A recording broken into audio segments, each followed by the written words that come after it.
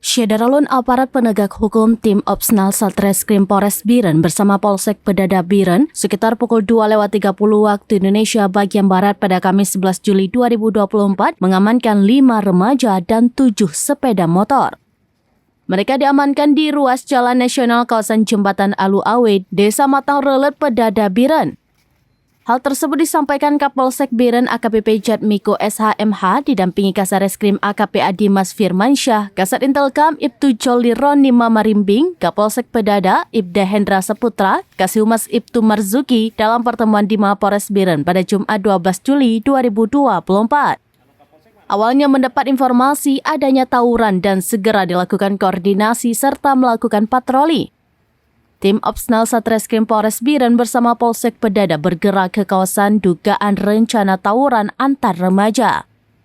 Sampai di kawasan Jembatan Alu Awe, Desa Matang Relet, Pedada Biren, melihat ada belasan remaja diduga akan melakukan tawuran dan berhasil dibubarkan.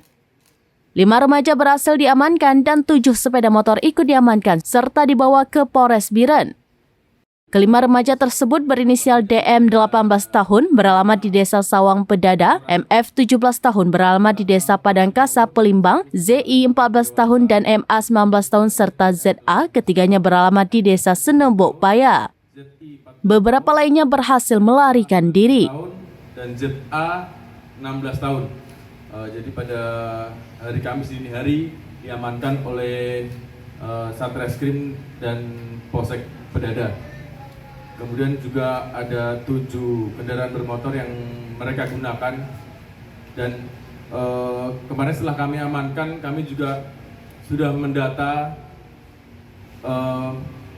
kelompok-kelompok lainnya dan rekan-rekan yang kami amankan ini.